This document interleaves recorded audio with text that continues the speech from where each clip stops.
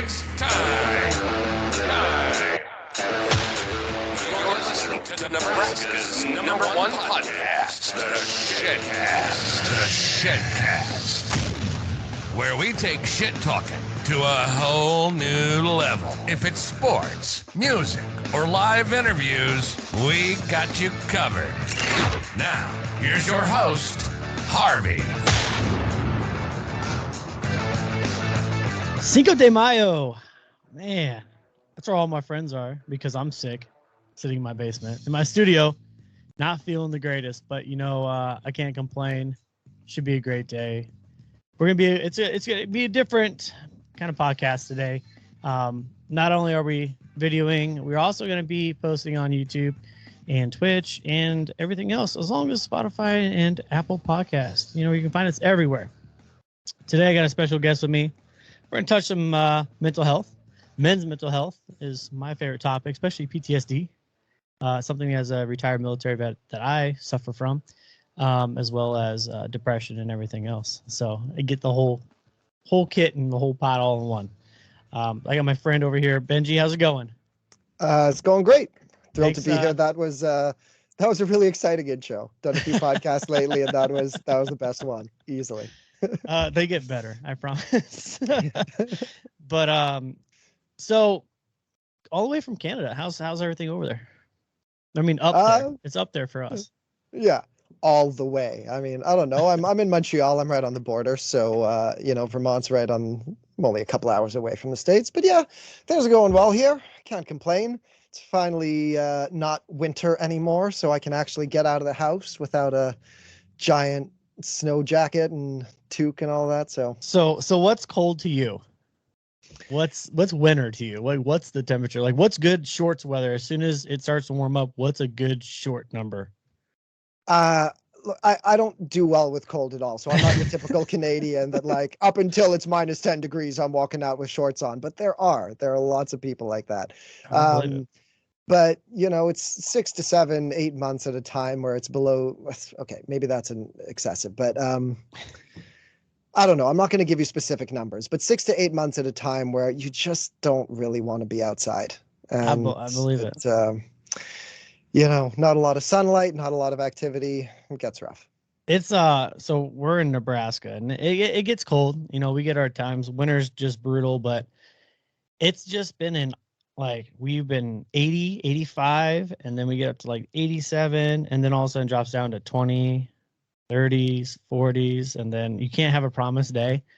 So like the last week, it's been great. So hopefully we're in summer now and we're ready to rock and roll, because I'm just miserable of the cold. I hate it so much, and it's terrible.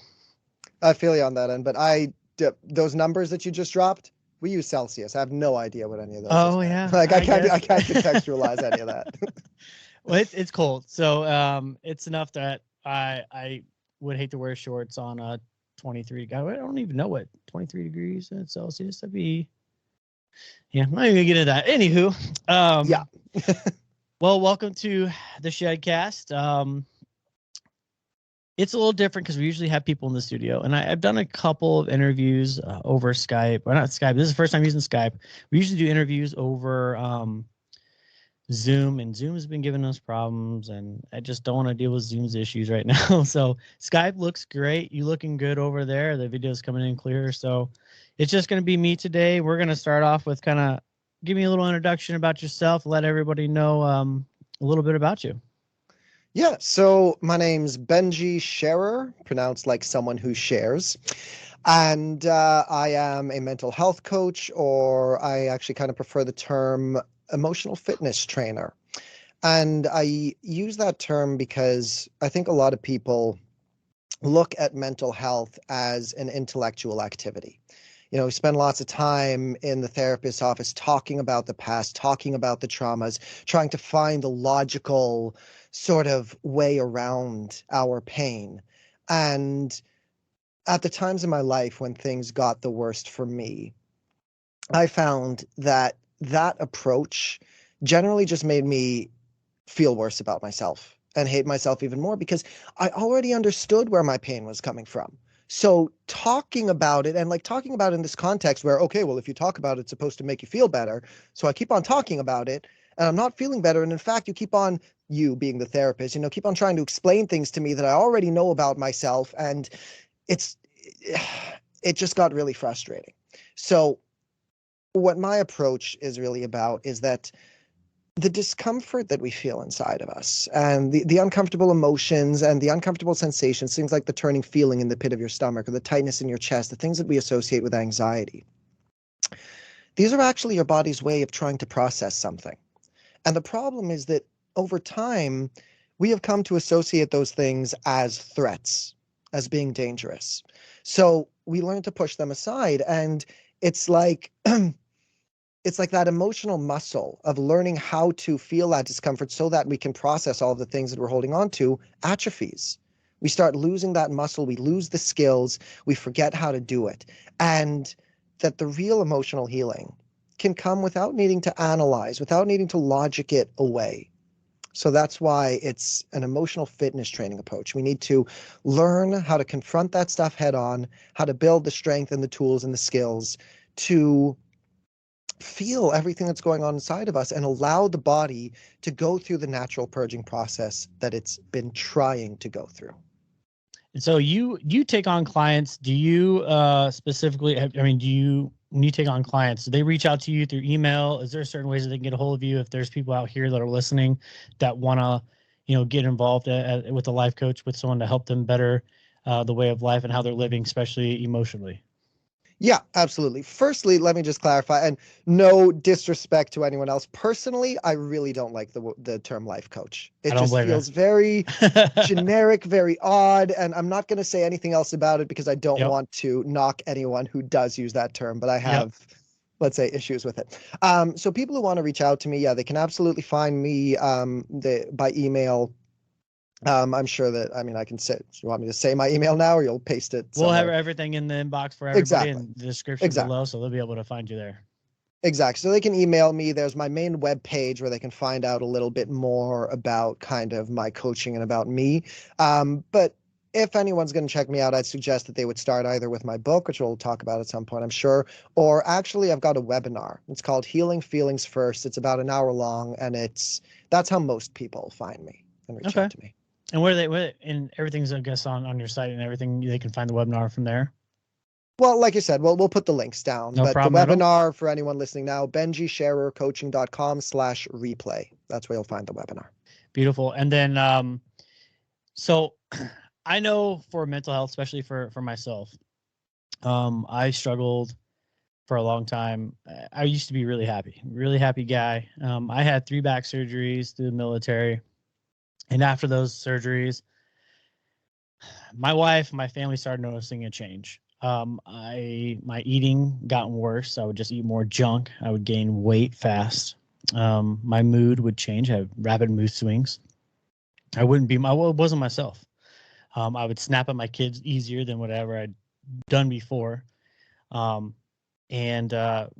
we were kind of at a loss of what we needed to do. I tried counseling. I tried everything through the VA. And the VA is wonderful for me, but I can't sit in a room with a counselor and just sit there and talk about my feelings and how it affected my day to day. I'm not a feelings guy. And being in the military, we weren't feelings people. We didn't talk about our feelings. And I think men alone don't talk about their feelings. And it's a hard subject to touch up on. So I eventually, come to find out, that low testosterone kind of drove me a little bit. And that was kind of a key factor. And then I had to dig deeper into myself and really pull myself back out of the hole that I dug myself in. I'm definitely a much happier guy. I quit a lot of bad habits. Nicotine was one of them. That was a really big mental thing that I had going on with me too, was battling with nicotine addiction, and got rid of all sugars and all sodas. I stopped drinking pop, taking in all the bad stuff and letting out all the good stuff. So definitely a 100% change now. I'm definitely a happier man, and I think my wife can testify to that. But I want to touch base on how, what are some signs that every man doesn't want to say that they're depressed, and every man doesn't want to say they have an issue, because it's hard for us to open up and accept that we have problems and we're supposed to be the strong providers. So what advice do you have for somebody that's might be struggling with depression, don't even know it? Okay, well, you kind of presented a few different potentials, or like presented as if you were going to ask like 3 or 4 different questions there, and then okay, so the question being, someone who's dealing with depression doesn't necessarily know it. Yeah. I mean, one thing that I would say is that 99% of the population is carrying around baggage and trauma that they don't realize they're dealing with. As you mentioned, especially men, we're trained not to talk about this stuff, but even more so, we're trained not to feel it. You having gone through military training, even more so. Right. And I have immense amounts of respect for you as a veteran. And I also know, like, I mean, look, I don't have personal experience with it, but I'm aware at least of the, how can I put it, the mind molding that goes into creating a soldier who is kind of willing and able to follow orders. I very much believe that we are naturally empathic at our cores. And there were studies done that, in general, even soldiers in a life or death situation often tend to shoot above the heads of their enemy because it is so unnatural for us to want to cause harm to another. And in order to get someone to be able to do that, there's a lot of mind molding and a lot of training. I always think of there's this scene in Full Metal Jacket. I mean, the whole movie, but where they're walking around in circles with their rifles in one hand and their balls in the other, going, "This is my rifle, this is my gun, this is for fighting, this is for fun," and they're just doing that for like probably hours at a time, just pounding that into their heads, because you need to break a lot of, just the natural instincts of a human being in order to get them to do that sort of stuff. And that what soldiers go through is really just a heightened version of what everyone goes through in their lives. Because as far back as we can remember, starting off as kids, maybe for the first couple of years of your life, your parents will indulge you in your emotions and in the full personality. But at some age, at some point, you start getting told to stuff that away. Big kids don't cry, or you have to be polite, or you have to, listen. Kids are to be seen and not heard, whatever it is. Or even just little ways that even the most loving of parents will snap at you when you're not behaving the way that they want you to. Right. Starts teaching you these lessons of, okay, here I am being and expressing myself. And when I am expressing myself, sometimes it's even just when you're expressing joy, and your parents, maybe they're stressed out from work, or they haven't dealt with their own pain and their trauma. Even the most loving of them will sometimes snap at you for it. And in that moment, well, the lesson that you just learned is, okay, when I fully express my joy, well, that leads to punishment. It leads to rejection. It leads to pain inside of me, pain that as a child, you absolutely have no idea how to deal with, and you don't feel safe in the moment to deal with it. And then if you cry about it, if you express yourself, it's going to lead to even more judgment, even more punishment. So you start training yourself, okay, in order to avoid this pain in the future, there are certain things about me as a person that I need to start stuffing away. And we all start programming ourselves basically around the defense mechanisms that we use to keep ourselves safe. And most of us will spend our entire lives acting as that surface level identity that we have created, not ever realizing that that's just not who we are, and that so many of the things that we're doing don't feel good. Like, one of the examples that pops into my head is sarcasm. That's a big one. Sarcasm is a defense mechanism. It's a way of keeping people at bay, of like saying something that's kind of on your mind, but not really saying it, and trying to pass it off as a joke and blah. And when it comes to sarcasm, there are some people, and sorry to offend anyone if this hits home for I didn't mean for you, but like for you, Susie, but any of your audience who this might hit home for, is the people who pride themselves on it. The people who like put on their dating profiles or whatever, like if you can't keep up with my sarcasm, then we're not a good fit. There's no judgment there, but it's the fact that they don't realize that sarcasm is a defense mechanism and that it's their way of keeping people at a distance. And not only do they not realize it, but they like dig into that, like, hey, this is a huge part of my personality. And we spend a lifetime not realizing all of the subtle ways that we've been building a mask that is designed to protect ourselves from pain that we simply didn't know how to deal with at the beginning. And this is where the emotional fitness training comes in, because that discomfort that you're feeling when you need to be honest and open with someone is really just a trained response from that first time. I don't like connecting it too deep into one trauma. It's not just that first time. Yeah, but a bunch of them. Exactly. From all of the times that you expressing your truest self led to pain. And the mind doesn't like that. So the brain, I like to say that the mind is an asshole, and it does No, for everything that it sure. can to avoid that discomfort. But as I mentioned, that discomfort is actually your body's way of trying to deal with something. Correct. We went to, me and my wife, to say we did a couples counseling. We had some stuff in our marriage, and we wanted to work it out. We want to be stronger as a couple, not only for ourselves but for our kids as well. And we talked to a lady, listed as a life coach. She did a lot of couples therapy, a lot of stuff, and then she did things on the side to push individuals that were struggling in life. And one of the things was, as you mentioned, sarcasm. And I'm big on sarcasm because I'm just a sarcastic asshole. And that's just how I was always been. And especially in the military, being a sarcastic asshole, that's just what it was. And I would use the term when I would be talking to my wife, or she'd be asking me to do something. Okay, mom. Yep. All right, mom. And that's one thing she said, hey, that's your defense mechanism. Like, you're referring that to your mom. And that she's like, she might not. And then she said she might not know that she might be nagging at you or, talking to you in a mom tone, but she is a mom.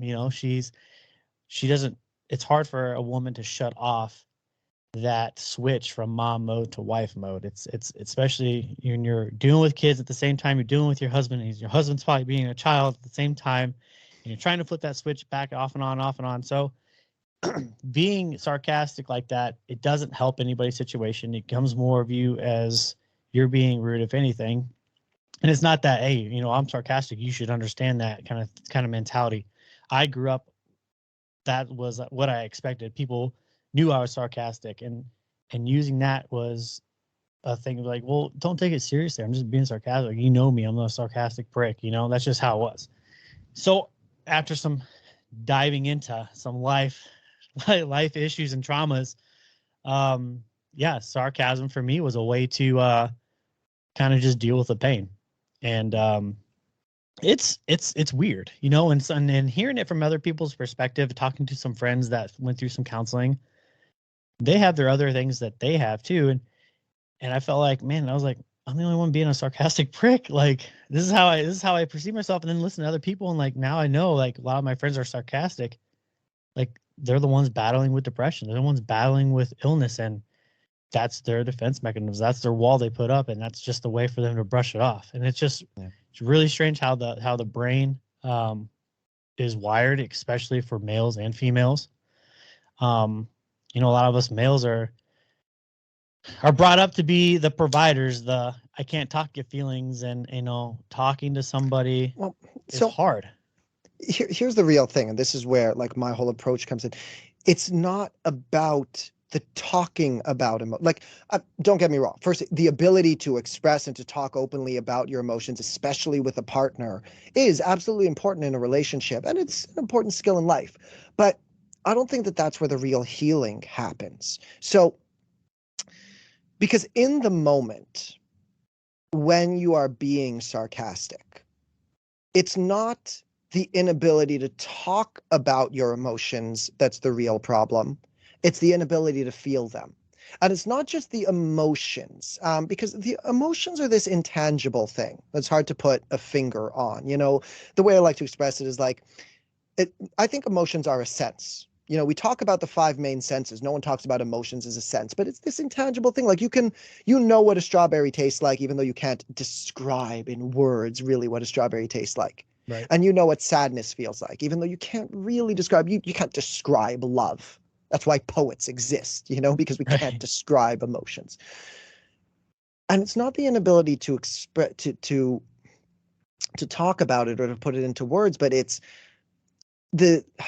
there's the intangible discomfort of the emotion, but that's more kind of like, that's the weather of your mood. Like, is it rainy? Is it sunny? That's the weather. But it's even more so, there's what I like to call energetic sensations. Mhm. And there's discomfort somewhere in your body. So in that moment, when you are being triggered into using sarcasm, somewhere in your body, you're feeling discomfort. And I'm willing to bet, I mean, maybe after working with this life coach or dealing with it a bit, maybe you recognize it now, but I guarantee you that for years, if you recognize it now, you never realized it. In those moments when you're snapping, when you're being sarcastic, you say, okay, mom, somewhere inside of you. Like even when I was just role playing it right now, when I said it, there was a bit of tightness right there. And we kind of cringe around it. We hold that in. It's sort of like, think about a lie detector test. Mhm. When you lie, there are certain things happening physiologically in your body, and that's why they can measure it. And when you are getting triggered into that sarcasm, there are things happening physiologically in your body, and they feel very uncomfortable and they feel like a threat. And a large portion of what I talk about, the way that I teach people, is there's this constant cycle going on between the three elements of your experience of reality. Everything that you experience is basically one of three things: thoughts, emotions, sensations. There's the outside world that's sending things to your experience, but everything that you experience internally is either a thought, in terms of understanding, in terms of concept, consciousness, an emotion, which is that intangible thing, or a sensation. So right now there's the sounds hitting your ears, the sound waves that are hitting that vibrate the eardrums that create that. There's the light that's coming in. There's the temperature of the air on your skin and the feeling of your shirt on your skin, and all those sort of things. Thoughts, emotions, sensations. Everything that you experience is one of those things. And there's a constant cycle going on between them, such that when something from the external world triggers you, and it triggers you both because it has a similar sensation kind of frequency, or just the thoughts and the concept and the memory of it brings this stuff up. So let's say, your wife is, I don't know, give me an example of something that would make you be sarcastic. I would have to say, man, that's a hard one, because I think it's like a lot of times it's just in the moment, and I haven't done it. I don't do it no more, and because it really did affect her a lot, so I stopped doing the sarcasm thing, and I worked on a lot of that. But it would be something dumb as something to do with like the dishes or something, or I asked you to take that trash out for me, and me being me, I forgot. And then she would nag, not nag at me, but she would repeat herself over and over again until I finally, I said, all right, yeah, sorry, I forgot. And then she'd say something like, all right, mom, I got it. I'm taking it out, Yeah. So So, what's really got kind of going on in a moment like that is when she reminds you about it. Firstly, there's the thoughts, and you're sort of conceiving of this. You can understand what's going on. And because of that, there's a sense of being unsafe. You feel like you're being challenged. That's why we call it a defense mechanism. It's because in that moment, we feel like we need to protect ourselves from it. So that concept and the understanding of what's going on creates a sense of fear inside of us. And that fear is sending this message to our body that we're in danger. And our body has that sort of physiological response, which in the moment that I was role playing that sarcasm, there was that tightness in the chest. And that tightness in the chest feels uncomfortable, and we don't know how to deal with it. So we try and analyze it, or we try and respond to it, or we try and attach it to something, because that intangible sensation, that discomfort that you're feeling inside of you, even though it was triggered by this experience, it isn't really about that experience, because you're not actually in danger in that moment. but you're having a physiological response as if you're in danger because your body is playing out the response of some other time that you were in danger in the past that you never dealt with, that you never allowed yourself to feel in that moment. And it's playing out these same patterns. That's the way the brain wires itself over time. It gets used to this response. And because that discomfort feels like a threat, okay, well, the body, instead of going through that purging process where, maybe we needed to shake, or we need to scream, or we need to cry, or we need to laugh. These are all ways of purging emotions and allowing our body to release certain energy. Since we didn't do that in the first place, we've now started kind of disconnecting that natural process. So when you're getting triggered into that moment, your body has that physiological response. And if you could allow yourself to feel into that discomfort, then your body can purge it. And you wouldn't need to cycle it into more thoughts. You wouldn't need to analyze it and dissect it and react in that particular way. And when you react in that particular way, obviously it causes other cycles between you and your spouse that brings this stuff all back up. So the problem isn't that you haven't talked about it. The problem is that you're afraid to feel it and you don't know how to, because you've spent a lifetime training yourself not to. That's true. Yeah. I mean, I'm not an emotional person. So yeah, growing up, I never was. I never knew how to express my emotions. My family wasn't an emotional family. My wife, she's an emotional set of a family. So she's been, some things, they won't make me cry. Like it's some like one of my dogs dying, like obviously that makes me cry. Like that gets me an emotional attachment. But if like she could see something offline off of a video and emotionally attach herself to it and then start crying, and I'm like, I can't. She's like, do you have any compassion? I was like, I can have compassion, but I just don't show my compassion through tears or through, that's not how I express it. And it's just weird because it took me a while to realize like I can cry if I want to cry, and it's okay. Everyone out there, all the men listening, it's okay to cry. Like we're human. Everyone's human. You can cry. And then after like that first time I let myself cry, and I cried in front of my wife and cried in front of the counselor and just like let it happen, I felt great. I'm like, all right, I didn't hold all this in. I'm letting all this out. And then once I released that plug that was holding everything in, I mean, everything spilled out and I felt like a new person. I mean, I felt reborn. I felt like I could talk about my emotions. I can talk about my feelings, and I can connect with her on a certain level that I could never connect with her before. And it truly was a wonderful feeling. And I just wish that everyone out there that's struggling with that feeling of holding back and not wanting to express how they really feel, it's a wonderful feeling to allow yourself to do so. Yeah. It changed my life. That's for sure. Absolutely. I also, there's a big stigma, and it's, I see a few videos, people are on TikTok. I don't know if you're on TikTok, if you ever scroll through TikTok. My wife will look through TikTok when she's in bed, and just because she's bored or whatever, we don't want to put the TV on, and then we'll have conversations. But there's videos on there that I come across about men's mental health. And one of them was a video from Chris Rock, and he was doing one of his stand-ups, and he talks about women, kids, and dogs are all loved unconditionally, but not men. And I feel as if that can be true.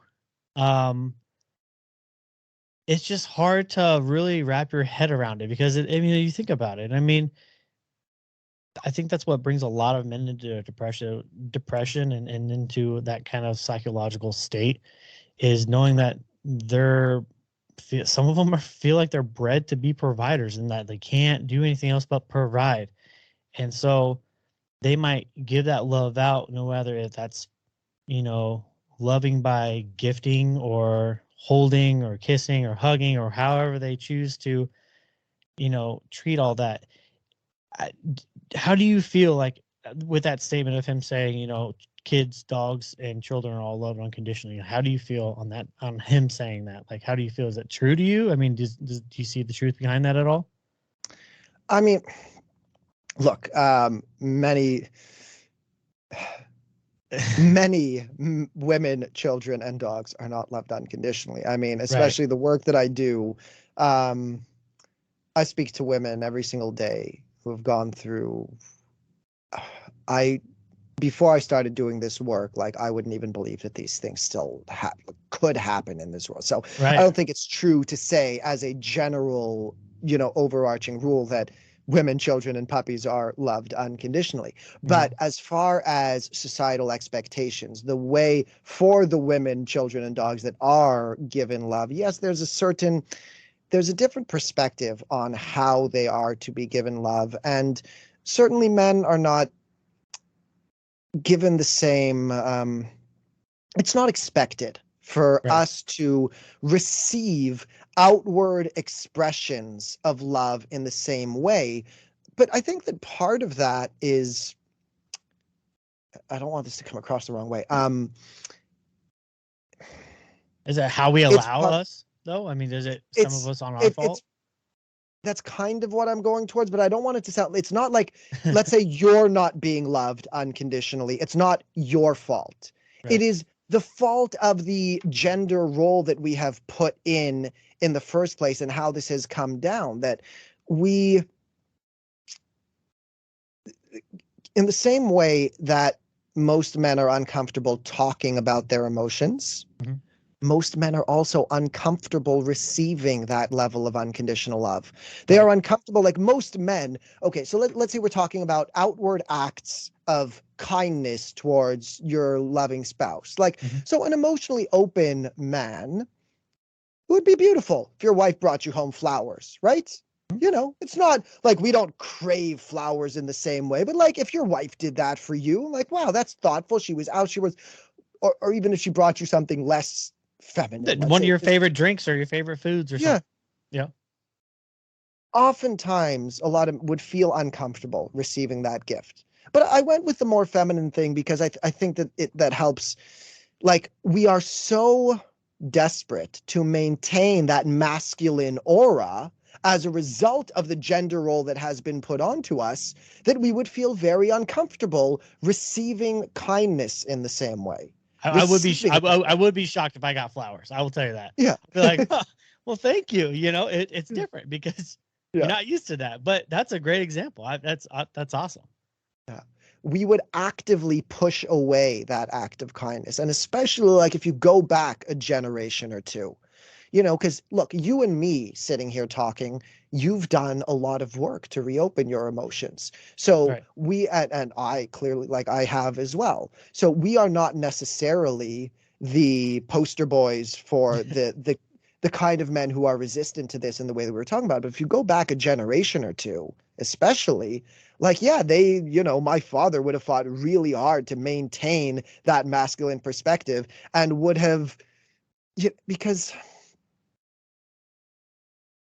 having developed those defense mechanisms over the years where we needed to protect ourselves from pain of being forced to stuff away our emotions, it becomes unnatural over time to actually receive that. So receiving a level of love that is not normal for you is actually very uncomfortable. Think about like if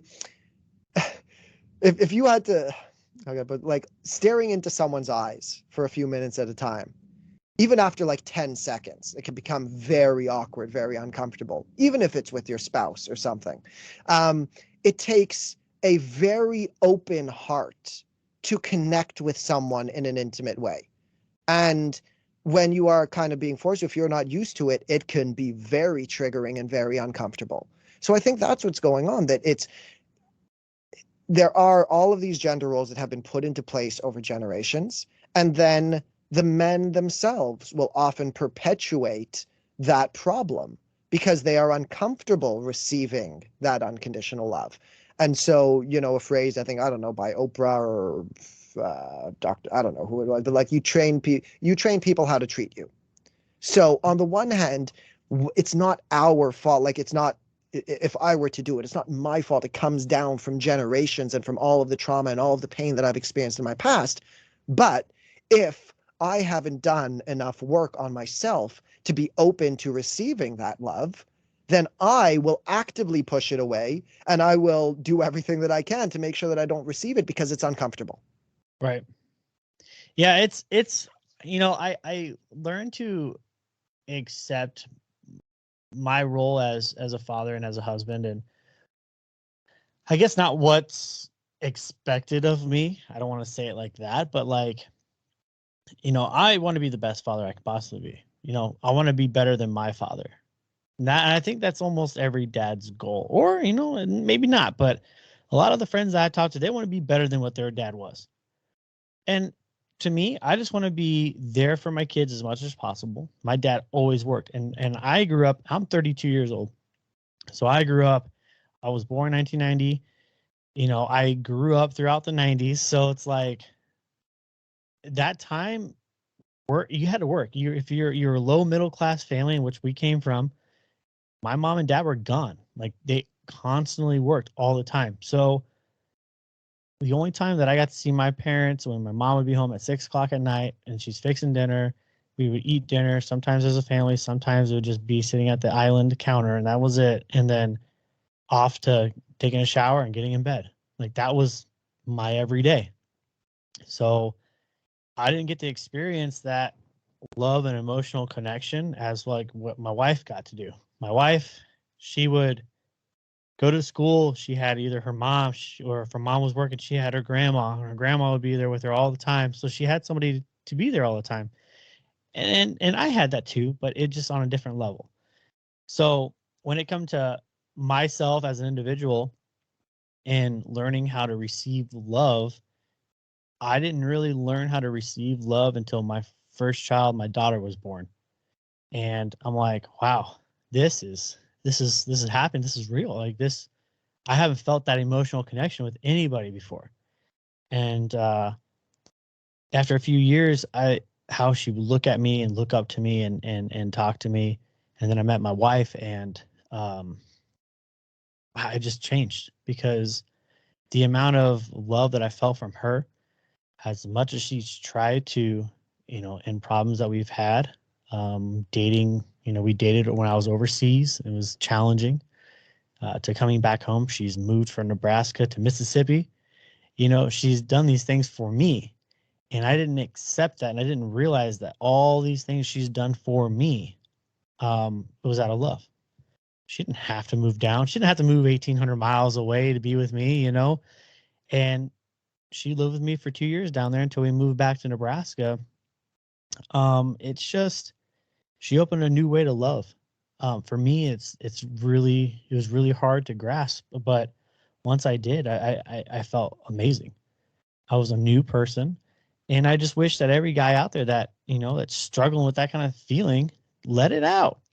Love, like not everyone's going to find that right away. They're not going to find the person, their soulmate, their person that they love forever. It's somebody's out there for everybody, but even if it's your kids, if you're a divorced dad and you have your kids, be the best dad. Let those kids feel that love. Let them grow up being loved. And that it's just going to make those kids, I feel, just even stronger when they grow up. They're going to be like, hey, my dad loved me so much. He did as much as he could to provide for me and make my life so much better. I'm going to do that or even better for my kids.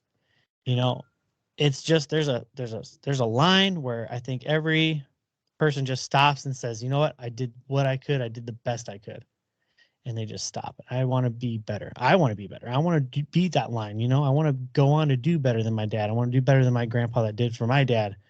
So there's just a thing out there that guys just think that they just have to be the providers and they can't love, and it's just sad. Yeah, but you use the phrase like, firstly, just beautiful beautiful share, and I'm so happy that you found that, and that you have that perspective to be there Thank for you. your kids in that way. It's amazing. And just when you were talking about love, like that was heartwarming to Well, me. appreciate it. And I am unfortunately single at 36 years old and still looking for that one person, so it was beautiful to hear. But as you were saying this, to men, like, for anyone who's still struggling, you use the phrase, just like, let it out.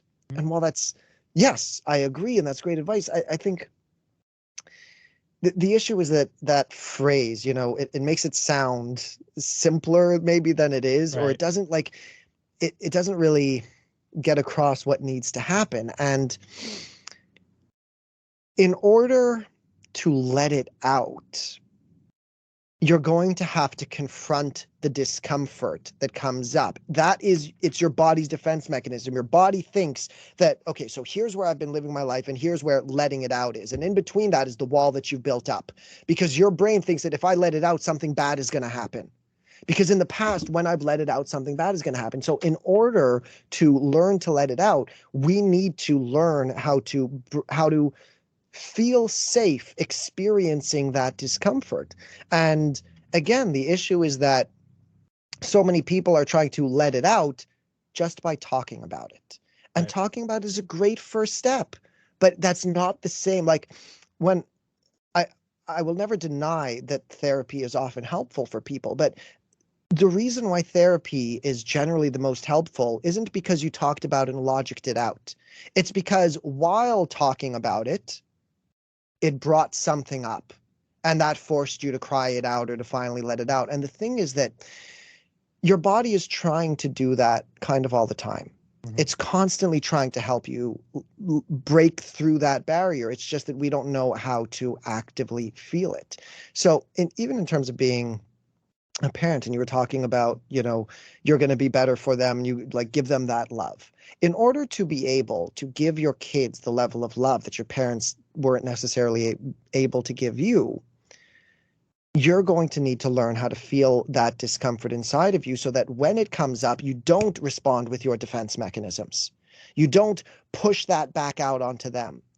It's it's a matter of allowing your kids to feel safe. You Mhm. don't need to be the perfect parent. You don't need to know exactly what to say all the time. You don't always have to have the perfect advice or know how to guide them. Mhm. Especially because, look, the world our children are growing up in, my It's God, is crazy. so drastically different. I mean, with Mhm. ChatGPT coming out and AI and everything, oh my God. We Yeah. grew up in, like, you had Super Mario Brothers when you're growing up. Now they're playing photorealistic war simulator games. Like, the level of technology, the world that they are growing up in is so drastically different. We can't Mhm. possibly guide them specifically.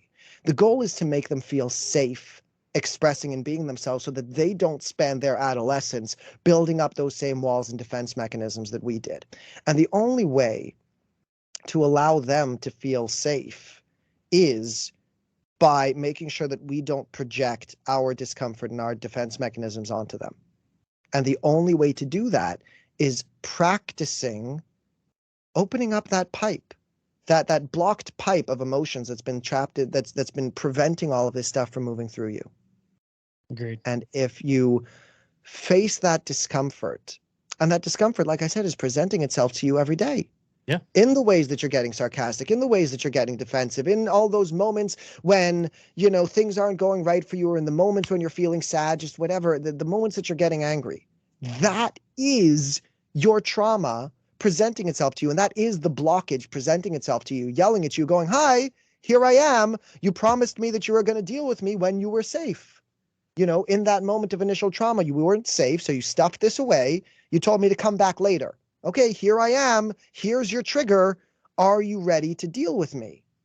But in those moments, we still keep stuffing it away, and then we go and try and talk it out later. But in that moment that you're getting triggered, if you can learn how to feel into that discomfort and how to stop that cycle that's going on between your thoughts, your emotions, and your sensations, and to deal with that discomfort head on, then you can process in that moment.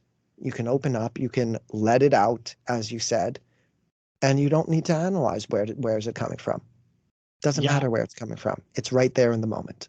So I learned that I have 3 different versions of myself. Okay. And I don't know if you should probably know what I'm talking about, but I have to find the version of Tyler that my wife likes, right? That is going to be there to help the emotional support of how she's feeling, the loving, caring husband that she deserves. And there's one that is the sarcastic Tyler that no one really wants to hear, but he's there. It might say things in my head, but I got to know in certain situations, I got to flip him off. I got to just turn him off. He can't come out. Or I got my third profile is the one that just needs to love, that needs to care, that needs to express how he's feeling. Because I for the longest time I couldn't express how I felt, couldn't love as one should. And then my sarcastic attitude. So I got to learn that, in certain situations, these guys can't all come out at once. And then in certain situations, I got to just let that person handle how it is, if that makes sense. Oh, it absolutely makes sense. The thing that I was kind of like smirking like that about was when you were talking about that second version of you, the sarcastic version of you, and you're saying you need to shut that part down. That, like, okay, obviously we don't want that part of you to be in charge. We don't want that to come out as much exactly because you know that that's not how you want to act. But right now, that version of you is simply a wounded part of you that's trying to express itself. And the whole point of all of this is, I mean, we were talking about unconditional love before. The core concept that I operate around is unconditional self-love. That's what has to be at the core. Well, guess what? That second version of you, that's part of you. Right. And when you tell yourself that there is any portion of you that you need to shut down, it creates this partition within yourself. And that sarcastic version of you isn't an asshole. He's not a bad guy. He's a representation of wounds that you haven't dealt with. So here are all of these things. That sarcastic version of you is a representation of your pain. And you're telling that part of you, okay, you're not welcome here. Well, guess what? That's just you taking more and adding to that sarcastic version of you. So again, we don't want to act sarcastically and aggressively and rudely, and we certainly not to the people that we love. But the more that you tell yourself that that version of yourself isn't welcome, you need to shut it down, is just one of the extra ways that you are perpetuating that cycle. Because that version of you is just trying to express something to you. And we need to learn how to love that part of you as well, so that it won't keep on coming out. The reason it keeps coming out is because it hasn't had the ability to express itself yet, not appropriately, not properly. It hasn't had the ability to really deal with those emotions. Like, you're a father. What happens when one of your kids is pulling at your pants going, "Daddy, daddy, daddy, please look at me, please look at me, please look at me, daddy," and you don't pay attention to it? It's To him or her. It's either, it's either, hey, stop, or they get upset and they throw a tantrum, or they just feel let down that they didn't get that attention right away. Exactly. That's the portion of you. The sarcastic portion of you is the child pulling at you. "Hey, Tyler, please look at me, please look at me, please look at me." And when you don't give it the attention that it needs, it either has a tantrum or it shuts down. And when it shuts down in the moment, well, it's still there and it's going to keep trying to come out. So the next time something triggers that kind of frequency and that emotion, it's coming back up and it's pulling at your pants again saying, "Daddy, please look at me," except now it's a little more scared too. Because the last time it tried to get your attention, well, you weren't very nice to it. So it's keep on trying to do it, and it perpetuates that cycle. So again, in that moment, that version of you is feeling some pain. If you can learn how to feel that discomfort before you respond, then it's not about shutting down that version of yourself. It's actually about giving it the attention that it needs. But you give it that attention internally before you feel the need to project it. Because if it can't be felt inside, then you're going to push it outside. And when you push it outside, that's you being sarcastic. The sarcasm is the symptom. It's the response to the actual emotion that inner Tyler is trying to express to you in that moment. As much as I want to keep talking about this topic, you made some great points. Thank you so much for covering all that, because I never expect myself to share the way I share, but I do it just because I can relate, and I know how some of my listeners are just like me, or just like my other co-hosts that are on the show. they can relate the same way. They hold everything in just because that's what we're brought to be. We're manly men, we got to hold that stuff in. We can't express it. So I think we touched on some things that I think that some men will consider allowing to express those emotions. And another thing that I want to talk about too, before we end our show today, is PTSD in different forms, on how it's not just military related. When everyone thinks of PTSD it's military trauma, and it's not. PTSD is, from what I know and what I've experienced, many different shapes and forms. It can happen through a car accident. It can happen through physical abusive relationships. And I'm sure you've seen numerous different types of PTSD. What are some signs that you could possibly talk about that might show an individual having PTSD or having that trauma? So, if I'm being fully honest, like one of the tenets of my approach is I don't necessarily like the labels and the diagnoses very much. The pain of PTSD is absolutely real. The pain of bipolar, the pain of borderline personality is absolutely real. But we put labels onto these things in a way that makes it sound like, oh, it's a medical diagnosis kind of thing. And with a medical diagnosis, what we're talking about is something that actually exists inside of you. Like when we're talking about cancer, well, there's a tumor that exists somewhere inside of you. When it comes to mental health diagnoses, though, like PTSD, what we're really talking about is a series of symptoms that we then give a name to. That's it. So it's not quite the same thing. And basically, like a large portion of what I was talking about throughout this whole thing is I would argue that 99% of people on this planet are suffering from some level of PT. There's a huge wide range of things, but because it's not in general the initial trauma in the, like, there are sometimes huge traumas that really cause this, but it's not like, we're aware that PTSD, changes the brain. But it's not that in the moment that you experience the trauma, the brain all of a sudden changes. It's about the shutting down that happens in the moment and the ongoing programming of the brain that happens over years. The ways that we respond to the pain and the ways that we continue to stuff this stuff away. So in terms of signs that you're experiencing it, I mean, it comes down to how easily are you getting triggered? How easy are you pushing people away? Do you feel uncomfortable expressing yourself? How comfortable are you being intimate with someone? I don't necessarily even mean sexually or romantically, but being open and honest with someone. To what extent are you wearing a mask in order to protect yourself? That's the beginnings of it. And then as you go further down the spectrum, the inability to feel emotions, like being stuck in either just really in depression and low emotions, or even just in a emotional numbness, is a sign of PTSD. And I think that a lot of men suffer from that because, again, we're afraid to feel the uncomfortable emotions, and we're equally afraid to feel the positive ones. And over time, it's just like that emotional wave just numbs out, keeps you stuck there. It's a roller coaster for sure. Yeah. So the ways that you get triggered, the levels to which you are able to experience emotions, and then, even like lashing out, the amount of anger that you carry with you.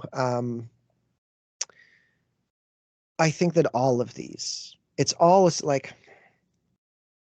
like I said, my argument is that we are all to some extent experiencing it. And then it goes to the worst, like the worst cases of what we might call CPTSD, complex PTSD, which is when these patterns kind of began in a pre-verbal stage. So like when you're carrying around real trauma that, was from before the time that your brain could even start processing it. So your brain never even had a single moment to learn what feeling safe was like. That's when it's at its worst, because your brain doesn't even know what it's trying to revert to in any sense. So for the people that struggle and take medication for PTSD, military, non-military related, triggers, right? Triggers are the worst. The worst thing that happened to people with PTSD. The slightest thing can set them into a deep state. In certain situations, in relationships, and when you're getting involved in a relationship, do you express those triggers? Do you let that person know that, hey, these things trigger something in me? We just try to avoid those, or is there a way you let those, see if those happen, and then try to combat or try to work through those triggers? What is the best way to approach that? I'm surprised that you would ask it as an either or question. It's both. Okay. It's very important because, okay, expressing to your partner what triggers you is absolutely important while you're going, like, that's a huge part of what a healthy relationship is about. You need to be able to communicate and to express, and especially, like, if you don't express that, then it's going to lead to all kinds of other problems in the relationship because they're going to trigger you and you're going to respond in that defensive way and they're not going to understand what's going on. Right. Now, again, I fully understand that it's uncomfortable to talk about these things, but just in the way that you asked the question was which to be done.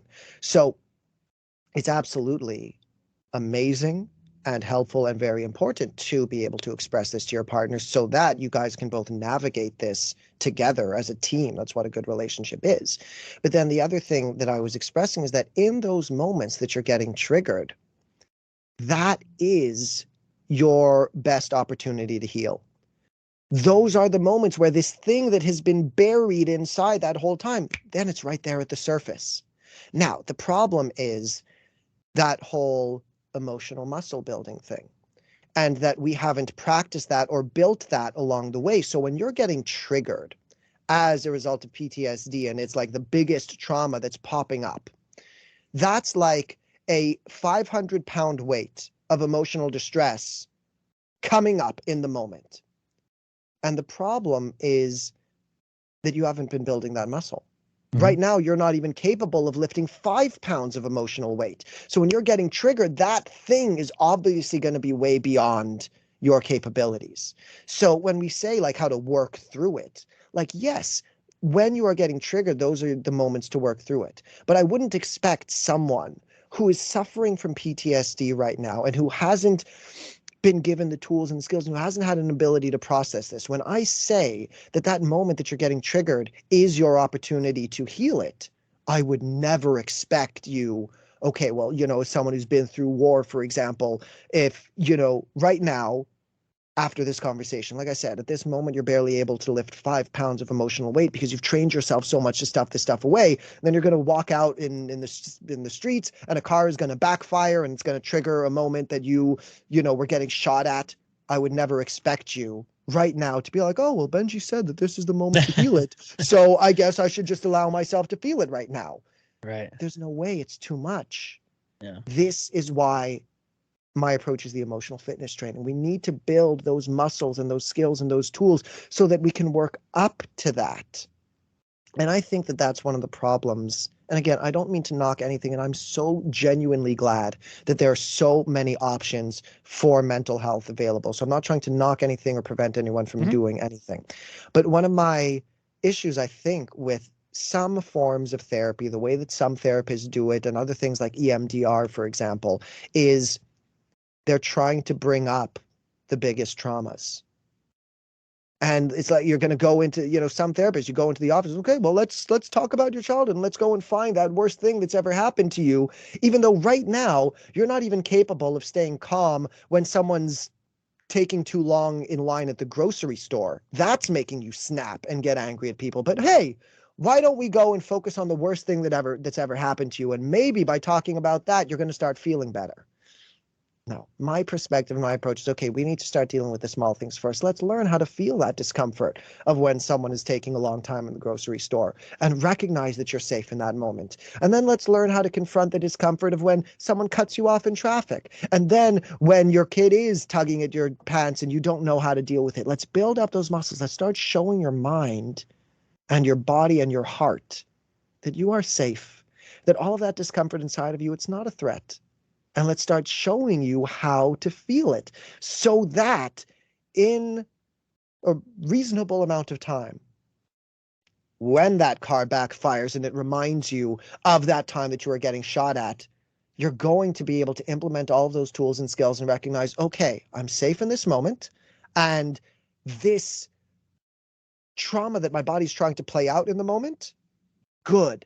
Let's feel into it. To actively want to experience it the same way that you said, like when you finally cried, how good it felt. Mm-hmm. And I would imagine that the more that you work on that, the more that the next time something makes you want to cry, you're going to be more willing to cry.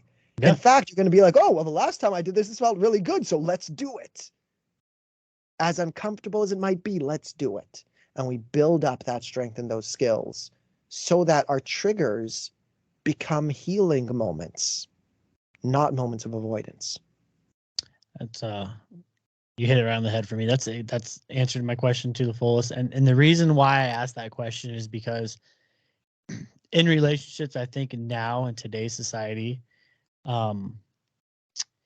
people are scared to be judged. And I'm not a person that gets embarrassed. I will embarrass everyone else around me, but I don't get embarrassed. So in today's world, with people getting into relationships, being judged so quickly, whether it's they got people that are transgender that are going for the other sex, whether that's a dating profile, and I say transgender because that's the biggest topic right now that I see all over these platforms that get judged hardcore, and there's trauma behind that judgment. And I listened to this video, or watched and listened to this video. This woman who used to be a man got everything done and was successfully a woman now. And she went onto a dating website and she made a profile, and there were some features that resembled a man that, to me, I mean, it looked like a woman. I mean, I was like, that's a girl. To me, she looked like a girl, and that's how I perceived it. And there were some people giving her hate that you're a man, you're this and this. No, I would never. Or she would meet up with a person on a date. They would get to talking for some reason, and she would have to express, hey, I'm transgender. And telling that man, hey, I used to be a man. That, for some reason, sets these men into a spiral of like, oh, but I'm not gay. I'm not gay. And so when I think of PTSD and I think of trauma, there's so many different forms and how it comes and how it affects so many others and different types of people. There are certain areas that people are getting attacked, and there's certain areas that it's tough. And when I watched that video, I felt so bad for her, because I'm like, you know what? You're feeling the way you're feeling. This is you're a woman. In your eyes, you're a woman. You did everything you can to fit in society, because today's society is saying, if you don't look like a woman, you're not a woman. And that's why they're having all these big discussions, and they're talking about transgender being this and that. It's just, I feel for people. And then I feel for that lady, especially because the amount of nights they probably stayed up crying, depressed, what their family thought. Trauma, PTSD, depression, all this is one ball that it doesn't get talked about as much. And recently it's been talked about. People are starting to get the word out there. Hey, check on your friends. I have stickers on my wife's car. I have stickers on my car. It says, check on your friends. And it has the suicide hotline at the bottom. Yeah. And now it's even better, because now I think it's 811, right? Is it 8? I'm in Canada, so. Oh yeah, that's I'm right. sure it's It's 811 for us. So it used to be a 1-800 number, and no one in their mind that's going through that needs to talk to somebody that's talking about, that's thinking suicide and depression. They're not thinking of a 1-800 suicide hotline number. Okay. So 811, they just recently passed about 8-9 months ago, was big because it's 3 letters or 3 numbers, just like 911 for our emergency services. It's 3 numbers that they can call that they're going to get direct help from somebody on the phone. And it's open to veterans. It's open to anybody. Veterans also has a suicide hotline number. Not even if you're feeling suicidal, if you're depressed and you need someone to talk to, and you want right there, something triggered you and you're like, I got to talk to somebody, but I don't want to talk to my family. I don't want to talk to my friends. Talk to that anonymous person that's going to give you some advice and help you kind of cope with that triggering issue that happened. And I watch TV. I'm a cable guy. Everyone else likes to stream everything, but I still like to have my cable service. So I sometimes see commercials talking about men's mental health. And that's new. I've never seen a commercial talk about men's mental health and telling them to go get help. And then that's wonderful. But they put it on cable. They're not putting it out there on these streaming services. They're not making shows about men's mental health. They're not touching on this. There's some things. Don't get me wrong. I'm not sure that I would agree. Like, I mean, because I don't watch TV. I do stream stuff, or I'm more online. Mm-hmm. I know that, same as you, I'm starting to see this topic come more into the public sphere. I'll be honest with you, both as someone who doesn't watch cable TV and as a Canadian. I was in Florida recently at the end of last year, and American commercials are weird, man. Like, I was seeing, especially like pharmaceutical commercials. Yes. I was seeing a commercial for AIDS medicine.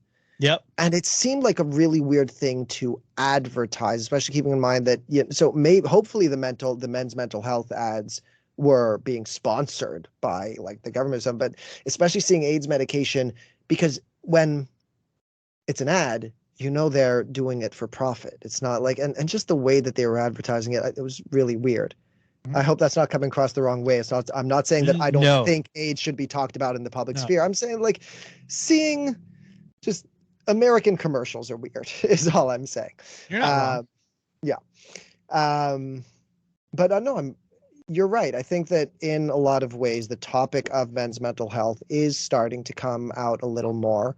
And I was just saying, like, I think that also in the online sphere, like, I'm on Facebook, scrolling down, and I see ads for mental health services, for suicide hotlines, lots of ads that are starting to talk about, men's emotional healing and men's retreats and being open to our emotions. So, and I think even the, keep in mind, I never like the term life coach, but the life coaching industry is introducing a lot of men's mental health coaches to the public sphere and opening up a lot more avenues for men to finally kind of realize that it's okay to see. You mentioned earlier that you don't think you're emotional, and there was a separate topic we could have gone into about that, because like I understand that men and women, like, yeah, we have different ranges of emotions and we'll experience it differently, but when men are emotional too, our own way. There's no way around it. We are emotional creatures as human beings. So I think that men are starting to, it's starting to be okay to say, like, yes, I have emotions, and yes, I have pain inside, and yes, I need to feel it. I need to talk about it. I need to express it. Yeah. And that's one thing that I like to tell, some of my friends, and I'm part of this thing that it's called, I'm looking at my phone just to verify, but there is this app that's called Be My Eyes. And I don't know if you're familiar with it. I heard about that. Yeah. I absolutely love the app. And I get a sense of pride and good feeling, and when I'm helping others, it makes me feel whole inside. And it's just weird that, so part of this app, people with disabilities that can't see, that are trying to navigate in their normal life, will use this app for you to be their eyes. And I remember my very first call I got on this app, and I was having the absolute worst day of my life. It was a depressive day. It was gloomy outside. I was snapping at everybody, and this elderly lady calls, and she asked me if I could help her read back of a box of some I call it mole skin for the military, but it was just like it's like a skinned band-aid that you put on the back of your heels if you have blisters, so it prevents blisters from coming or even popping. And she just needed to know what side that I needed to apply it to her foot. And something that simple, and I explained it to her, and you can see it because it's just like on FaceTime, and explain it to her. And then she's like, well, I got one more. And then she would like zone it around, and she would say, what, which way is the hall that I need to go down to for whatever? And you just tell them. So it just seems that every time I'm having a bad day, I get one of these calls, and it makes me feel so much better. But it also in my mind and body, I'm like, think that they're calling for somebody else to help them, and they're by themselves. They can't see. They can't do normal activities. Like, I get to see you right now. I get to talk to you. I get to do all this fun stuff. They don't. And so, and I take into the sense like, man, I got everything I could ask for. I got a beautiful house. I got a beautiful wife. I got beautiful kids. I got a successful job, and to me, I don't feel like, I allow myself to enjoy that. I don't allow myself to grasp that, hey, you got everything. Be happy. Enjoy life. Things could be a lot worse. And so being on this app and using this when I get a chance to, and then I get to pick up, and I always get so mad. I'm like, oh, I missed that call. I could have helped somebody today. I've taken 10 calls, and I've been a partner with them since 2017. So I love it. Yeah. It's sweet. It's a great feeling. But take it every day. Take it every day. Live your day as a new day of, I want to say, like, I don't know. I want to be like, I want to be happy every day. I want to be happy. I want to be thankful for what I got, because realizing that not everyone can have this happiness, not everyone can have what I got. Yeah. So it's really hard to express that and to accept it, but I'm learning, and it's been, ever since I've been learning, it's been a great feeling. Yeah. I think your story with that app is a beautiful thing, and it's a perfect example of that we are naturally empathic at our core. We need to live for others to an extent. A life that is focused on yourself entirely is one that is ultimately unfulfilling. That being said, unconditional self-love needs to be at the core. We need to take care of ourselves first, so that we can be willing to take care. We can have the energy and the ability to take care of others. But yeah, if you are not in some way being of service to this world, that eats at us as well. And the simple acts of kindness can do so much for us. And when you were talking earlier about people being judged, and you're bringing up the transgender thing, but like, I think people being judged and the fear of that is one of the biggest reasons why most of us aren't as service as much to this world as we could be. First, for myself, I needed to conquer a lot of my discomfort, to be willing to stand up in public as this person, like, hey, I'm a mental health coach, and to make these statements that sometimes go against the grain, to, talk about how diagnoses aren't necessarily helpful, or to talk, to say some counterintuitive things to the standard approach. Like, I needed to do a lot of self-love and a lot of self-work to be able to express these things and not be so afraid of being judged. Or even as, I think, a different example, it's very interesting. It's something that I've thought about from time to time. I don't think I've ever actually said this out loud yet to anyone. There are often times when I want to help people in public, but I don't, because I'm afraid of what it looks like. Yeah. Sometimes there was once last year, there was a kid hurt at a park, and like a 6-year-old, 7-year-old kid just hurt. Not like, oh my God, he's dying, so absolutely you better go take care of it. But a Yeah. kid that's hurt at a park and the little brother there, and I wanted to go up and like, give them some support, take care of them, kind of be there until the parents arrived. But I'm worried about, oh my God, what does it look like for a grown man to walk up to two kids in the park? Mhm. Or similar time, a few months before that, there was a girl who was kind of leaving soccer practice and was limping. And I wanted to offer to help her get to her car, but she's this teenage girl. Yeah. What does it look like for a grown man to go and help them? And the fear of being judged prevented me from performing simple acts of kindness. And that's a shame. It's sad. And that's today's society. And it sucks. And there's a lot of opportunities wasted that could be helpful to a lot of individuals that are struggling during that time. Yeah. And you're not the only one that feels that way, because I feel the same way. Like I've gotten to situations I'm like, I could help, but I'm gonna look like a really weird man. Like people are gonna look at me very strange. And having kids of my own, I'm like, it's my dad instinct to go out and help. I see little girls out in that play. We live in a double cul-de-sac, a double circle in our neighborhood, and so we got little kids riding on bikes and scooters all the time. They fall all the time. So I'm like, jump up. I'm like, oh God, all right, you guys all right? Like, I can do that in my own neighborhood because everyone around me knows who I am. But if I went out there and I went to a random park and I seen the same thing happen, and I rush over to them, like, come on. People are like, whoa, what is this guy doing?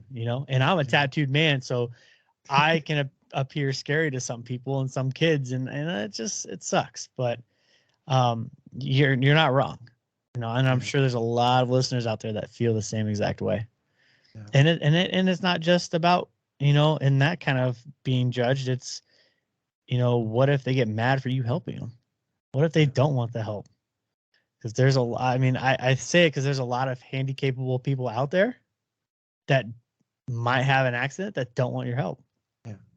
But I think it's all an interesting example, because as much work as I've done on myself, I will always have a lot more work to do. And an even stronger version of myself would have gone and helped if I wasn't so afraid of being judged. And if I do get judged in the end, then so be it. I understand that someone who's going to judge me or is going to get angry at me for trying to help is only responding to their pain and trauma. They've been hurt somewhere before, and they will see me as this suspicious kind of guy. And many times you wouldn't get judged. You would actually be appreciated for it. And I hope to both get to a world where we can all feel more comfortable doing that. But since that's a grand wish, to at least get to a version of myself, where I'm not going to hold back.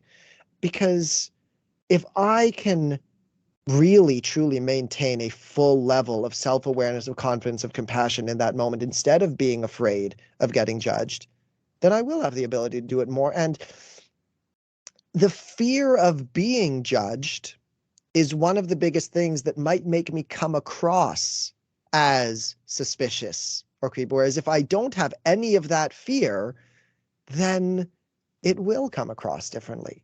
And this is what I'm saying. I think that the fear of being judged is one of the biggest reasons, if not the biggest reason, why most of us are not the fullest versions of ourselves that we could be in order to be of the greatest service to this world. We all have, not to be in like that typical, you can do whatever you want, but like follow your dreams kind of thing. But we all have something special to offer this world just by being the most authentic versions of yourself. We all have something unique about us. And the more that we can cultivate that unique thing and bring it out into the world, doesn't matter what it is. Just by being as ultimately authentic and unique as you can be inspires other people to do that. It makes them feel good. It makes them feel warm in their heart. Everyone in this world just wants to be seen and appreciated for who they are. And then you say that there's a lot of judgment for people that want to stand out and be themselves. And those, I feel, are people that are afraid to express their own selves. I grew up in high school, and everyone that was just a little bit weird, they weren't really just a little bit weird.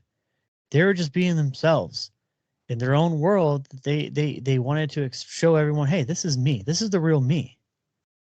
And everyone else was being either not wanting to be a leader. They wanted to be a follower. and they wanted to do everything else that everybody else was doing. They didn't want to be their own individual. And I'm starting to see that. I'm starting to see those individuals now in today's society expressing themselves, being their own person, setting trends. And it's great to see. Wish I would have seen that growing up, because I do try. A part of me still lives in now of trying to impress others. Hey, I need that car to show what I do, or I need that type of brand of clothing to let people know that I'm successful. And it took me a while to realize that what I have for material, what I have for money, there's nothing that I have that's going to change anybody's mind of what they already know about me. Yeah. I'm not going to put on a mask and pretend I'm somebody I'm not. And once I realized that, I didn't have to have the sweet, fast car to impress everyone. I didn't have to have the flashy clothes and expensive clothes. I mean, my ass goes to the Goodwill, to a hand-me-down store, and I'm buying stuff that people's donated, because I don't care. I'm not here to show everyone that I'm better than you. I'm my own self, and if I want to go bargain shopping for a nice T-shirt and some shorts, I'm gonna go do that. My wife's the same mentality, Yeah. and I feel bad because my kids, we go and buy hand-me-down clothes all the time, but with kids growing nowadays, I don't know why my parents never did that for me, because they just wasted so much money. But I was an asshole to them, because I'm like, hey, I need that. Everyone in my school is wearing FUBU. I need FUBU. Everyone's wearing Massimo. I need Massimo. Like, that's just, that's just what they're wearing, and today's changing, because you go all over social media and TikTok, and you're looking at all these people creating their own fashion, dressing however they want, and no one's judging them. Yeah. And I think the range of what may or may not be considered cool is expanding. Yeah. Something that I was thinking about a while ago was just like, it's very weird and completely arbitrary of the things that we have chosen to put on a pedestal and the things that we have chosen to look down on. So especially if we're looking at, a high school age kind of kid, the standard is that the quarterback of the football team is super cool and the leader of the chess team is a dork. Yeah. But when you think about it a little more openly, like, wait, okay, so physical prowess is amazing, but mental agility is uncool. Like, it's weird that we've chosen that as this is the thing that's normal, this is the thing that's weird. Because it's the manly men, Yeah. That's how, and it's sad. But to me, I mean, I was best friends with the smartest kid in my school. I was like, yo, I want to know how your brain works, because it's mine wasn't working to his level. And you bring up the football, and then the chess guy. I was a football player. I was dumb as shit. I'm gonna tell you, I grew up. I mean, I didn't want to apply myself. I was smart. I was a smart child, but I didn't want to apply myself because I wanted to be cool like everyone else. And then I became friends with this really, really smart young man, and he didn't care what people thought.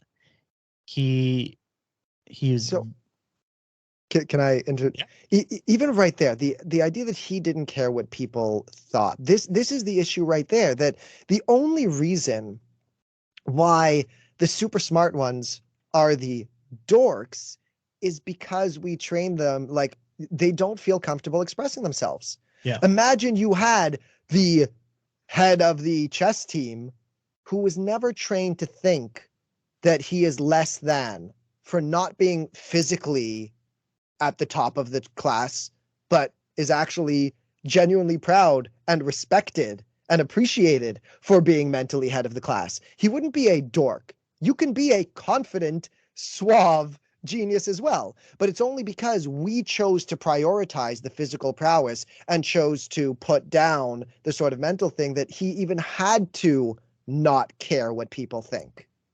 Yeah, and I tell my kids that every day. And my son used to love reading, but now his friends don't love reading, because all his friends are doing is playing video games, playing Fortnite, and going out and they're doing their sports. I'm a sports dad. I am all for your sports, but your schoolwork comes first. If you cannot be successful in the classroom, you're not going to be successful on the field. And we instill reading. Reading is huge.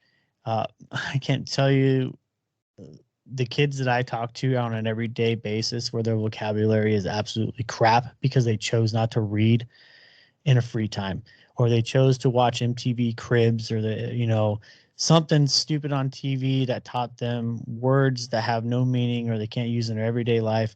My son's using words that, I mean, not a typical of his age is gonna be using. He's pulling words out the dictionary. That I'm like, hey, I haven't even used that word. That's impressive. Yeah. Like, I like that, we're raising our kids to be unique and be that way. Put your head into the books, put your head into things that they can't show you on TV, but you're going to train your mind and your brain into expand into that book.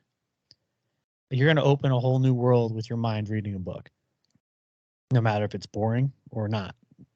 I gotta say, your kids are really lucky to have a dad like you. Like everything that you talked about, that to have someone who's been working on their emotions, who encourages them to be themselves, who wants to help people, and who is working on your kids are very lucky. I appreciate it. It's tough. We have our son is he's unique. He's very, very emotional kid.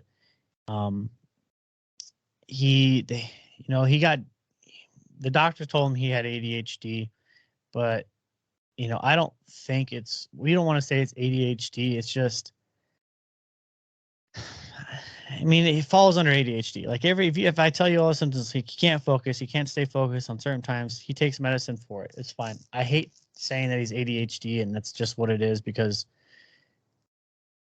he's so smart. And I think that there's so much going on in his brain that he just can't, he's not focusing on that one thing, but he's so intelligent that he's solving things in his brain faster than what he can do them in physically, if that makes sense. Yeah.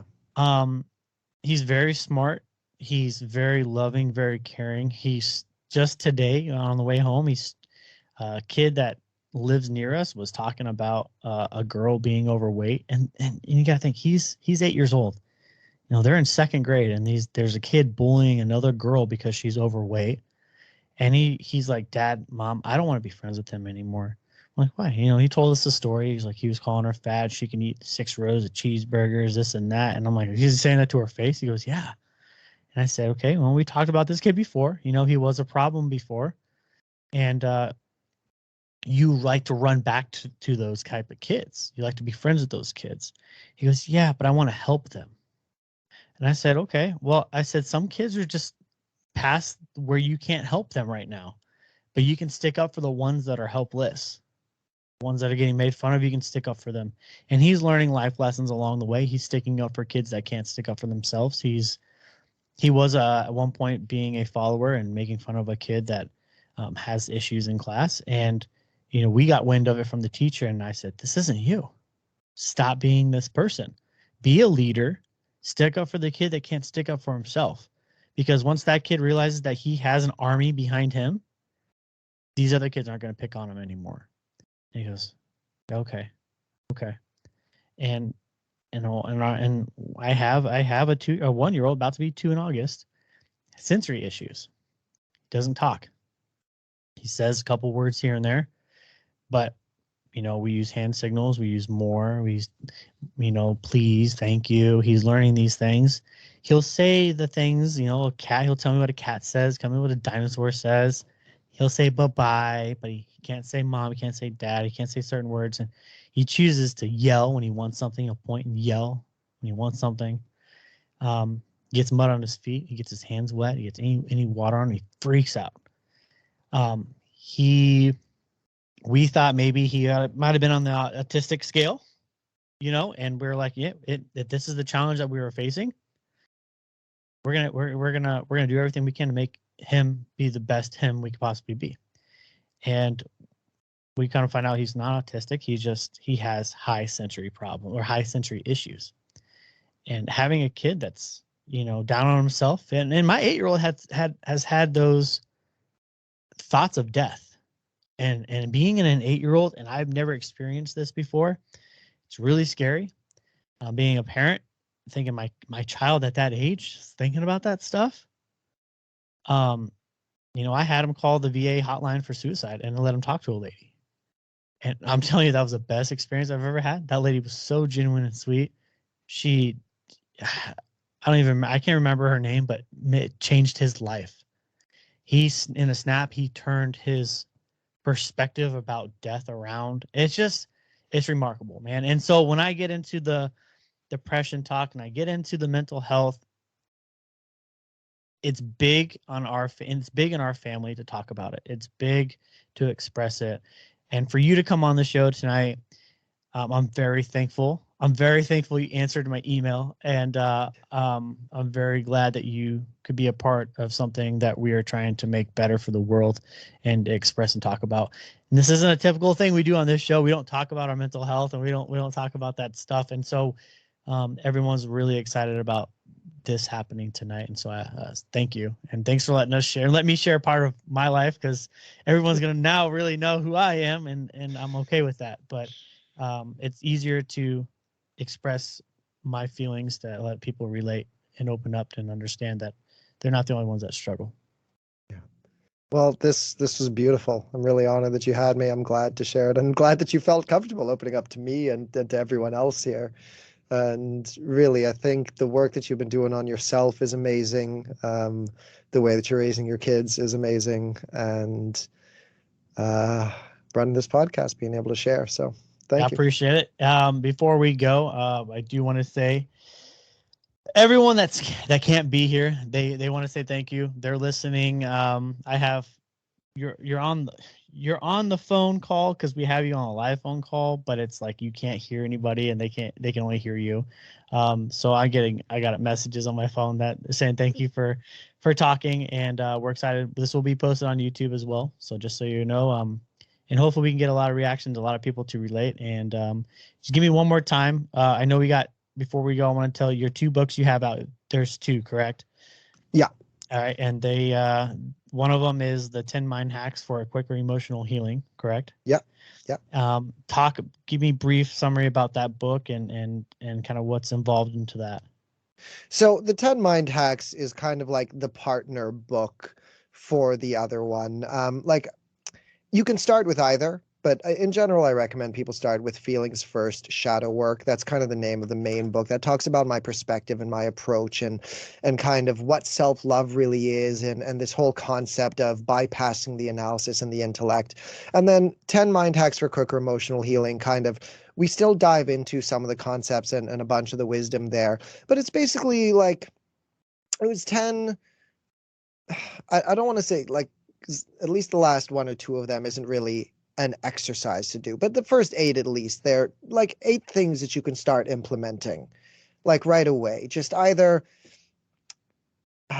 mantras is definitely not the right word, but perspectives, approaches to certain things. Or like one of the first ones that I talk about is something that I call programming subroutines in your mind. And there's a way that you can kind of create this pattern where, action X will send your brain down into pattern Y, and that's creating subroutines. So there's something like that. There's a chapter about, taking responsibility for your life, which is something that I think some people have, like, I'm not the first person to talk about this, but along the lines of like, there was a lesson that I learned for myself along the way of, even when someone else is legitimately to blame for something, what could I have done to change the situation? Like, what is the point? Why am I going to I liken it to defensive driving in the book, where you are going to take responsibility. Like you're not going to presume that everyone else on the road is driving safely. So you're going to start acting better. So it's tips along those lines of things that you can start implementing to take control of your mental health and of these cycles that we were talking about before, the thoughts, emotions, sensations. So those 2 books kind of go together. Yeah. Yeah, and so both of those books, you can, if you're an Amazon person, you can find both those books on Amazon, and you can buy them together for $29.98. Just so you guys know, and you do have a little bibliography. There's a good write up about you here on your profile on Amazon too, and it says about the author, which is it's nice. I like to read about my author before I read. Kind of gives me a perspective of the reasoning behind what they're writing. But it looks like you have great reviews on both books. You can download them on Audible, on the Audible app, or on Kindle. So if you're a reader, I like to listen to things. My wife likes to listen to books too. So definitely check that out. And website that they can get information to as well. Yep, BenjiShererCoaching.com. You can check out the title of the podcast to see how to spell my name. Yep. And like I said, anyone who's genuinely interested in potentially doing more work with me or something, I would suggest you check out that webinar first, because it'll give you a huge perspective and a lot. So that's at my website, BenjiShererCoaching.com/replay. Or anyone who just kind of wants to join a community, I've got a Facebook group that's called Self-Love and Shadow Work Modern Awakenings. That's where I do a lot, like most of my posts or answer questions. And there's a nice community of people there, so you can find us there. Good. Communities are great. I belong to a lot of them, and there's a lot of helpful information out there. So I'm glad that you have that around for people.